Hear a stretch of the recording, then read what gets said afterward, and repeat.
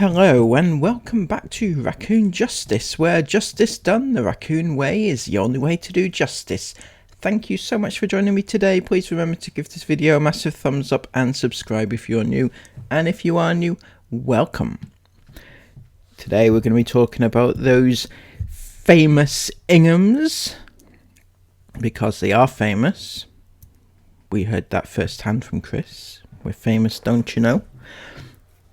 But they're so famous that they were spotted on the great holiday of a lifetime at the campsite in Mablethorpe.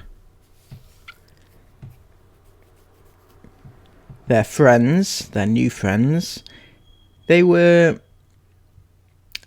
apparently parked next to a caravan who had a child in it with 1 million subscribers on YouTube. Well, I say a child, it was Isabel's age. So they're now obviously besties. They have, what were the odds, right? They sat next to this caravan all the time they were there. They didn't realise that this girl had 1 million subs, and it turns out she did. But all the while, they knew that the Inghams had that many subs. You know, they knew the Inghams, who the Inghams were, but they didn't say anything because, you know, the Inghams are so famous, don't you know? But this girl, she's not famous enough for the Inghams to have actually recognised her. Anyway, Isabel's new bestie, because I mean, what were the chances, right? But aside from that, everything else seemed a little bit iffy, shall we say, Sarah? Iffy. Telling us all about your family's new friends. You know, it's not normal to get that excited about your kids having friends. It's nice your kids having friends, but it's also normal. It's not something like you seem hyper, like really delighted, really like excited the fact that they've got friends, but you've also exchanged numbers and you've got play dates set up. What play dates for your 16-year-old daughter, Sarah? Even your 13-year-old daughter, would they want a play date set up? No, they just... I can't tell you how you can't just manage their friends' lives. It's like the time when you advertised for friends for your 16-year-old daughter. You know, put out a Facebook ad for friends. Yeah, it's not normal. And you need to stop trying to manage their social lives. Just let them, you know, get on with it. It's nothing to do with you. They've made friends now. Let them exchange phone numbers themselves and go out and stuff like that, and just not having to set up a play date and, you know, we're gonna... No, it's just not normal, okay? It's also not normal to be that excited about it. But a couple of things that just seemed a bit off, you know? You had to mention that this YouTuber friend is also homeschooled, because, you know, that's the way things go these days, and it just shows that your family are doing things right because other people are doing homeschooling as well.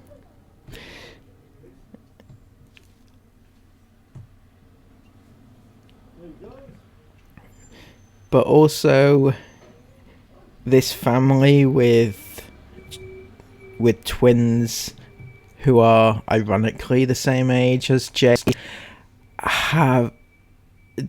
they've said that Jace's speech is brilliant. Really? couple of things. Why would they? Is that a conversation thing? Like, did you actually ask them, how do you think my child's doing? Because the haters say that he's not doing very well. And secondly, if you did have that conversation with these people, why are you talking about it on the vlog? Why are you passing that information on? There's only one reason why you're talking about it. Whether or not the conversation did happen is another matter, but the reason you're passing it on is so that you can get at the haters to say, look, Jace is doing brilliantly, other people have said so. But Sarah, your whole "it seemed like fate" speech, oh my god, it was like fate. It was like we were meant to be there at that time. Are you actually joking? You were meant to be there. It was fate that you were supposed to make friends at that time, at that place. Really. That just goes to show to me that you don't have anybody in your life. If that's your way of thinking about meeting somebody, it proves really that you really don't have anybody. And it's really sad. Not sad for you. Well, it is a little bit sad for you. You know, despite everything that you do, Sarah, you're still a person, and you used to have everything, and now you have nothing. And sometimes I think we forget that, and how much you've lost, how much you've all lost. Most people couldn't care less about the fact that you're losing everything, Sarah. Most people. I'm not most people. To be fair, I really don't care that that you are losing things, but I do find it a little bit sad. The fact that you had so much and now you have nothing. And you truly do have nothing. And I but there you go. But what you do have is a YouTube channel, which you need to buck up. And to do that, you clickbait your sister's pregnancy reveal, gender reveal. You know, clickbait in the title, baby gender reveal. That's going to get people in, not realising it's not actually your baby. Anyway, you did your good deed, didn't you? You paid for this early gender reveal. You then paid the limited amount of money that it actually cost you to do the gender reveal. I thought you were putting on a gender reveal party. Was that not what the deal was? An actual party? Oh, you baked some cakes, which Isla did, and you put the blue in the middle of the cake for a boy. It's a blue, right? But you then put those cakes in this box thing, very undaintily. Like, it just seemed very sort of, well, whatever, and then you went to pick up a balloon and the cannon thing for the gender reveal, and you took Katrina and her partner and the kids to this forest somewhere in the middle of the forest. And it was just very, very much Like, it was very cheap, very done on the cheap, and your sister was,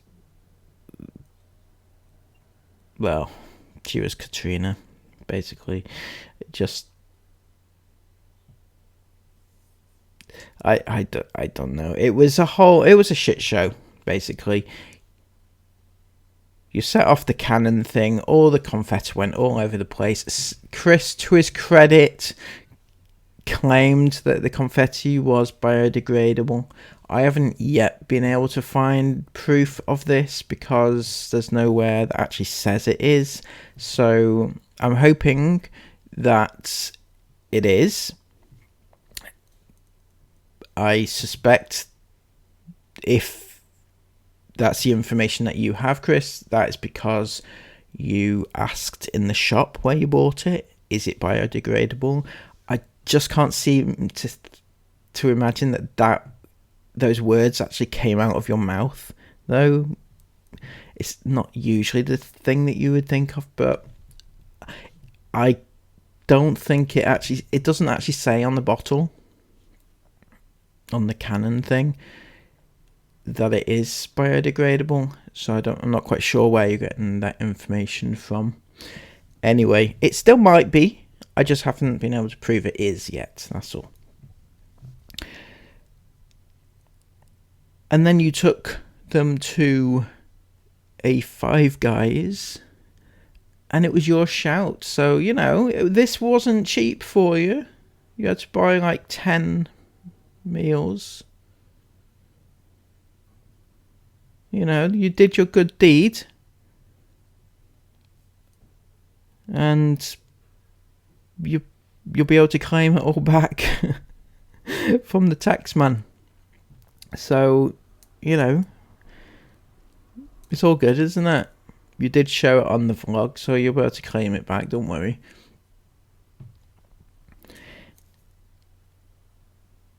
Imagine claiming a pregnancy test back, that gender reveal back. I mean, it doesn't quite sit right with me, that at all. But that's you, isn't it? It's you all over.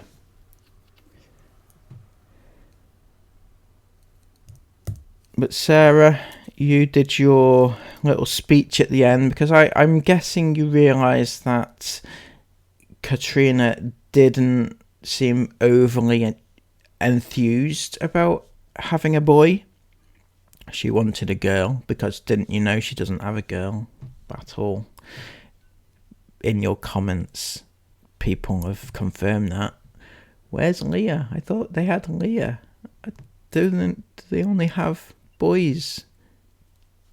Since you've refused to mention or acknowledge that Leah exists anymore. Anyway, Katrina wanted a girl. She was visibly disappointed the fact that she had a boy, or is having a boy. And you sat down and explained to us all why it's okay for mothers to be disappointed in the gender that they're gonna have. It's okay to want a certain gender, and it's okay because she has friends who have struggled to conceive, and she knows people have struggles, but that doesn't mean to say that people can't be wanted. I don't know, right? I get that you can want a boy or a girl more than the other. I kind of get that, but at the same time, I think that you shouldn't really be disappointed either way. And this is why I don't know if these gender reveal things are a great idea, but I just feel that Sarah protesting that that women are okay to... I feel like Sarah's been very... what's the word for it? She's trying to be a trendsetter. except she's more a trend follower, but she's trying to be like a trailblazer in everything modern about today's modern person. You know, the thing with Jace's hair, and the thing with not caring about your kids and not looking after them, and trying to, you know, everything that she does is trying to be very modern, and it's all an act. It's all like, she doesn't believe any of this. It's just, it's good for the vlogs. So whatever, Sarah, you do you, and Chris, you do you as well. Everybody else, please have a wonderful day. Please remember to give this video a thumbs up on your way out. Comment everything you want to comment down below, and subscribe to the channel. Take care, and bye bye.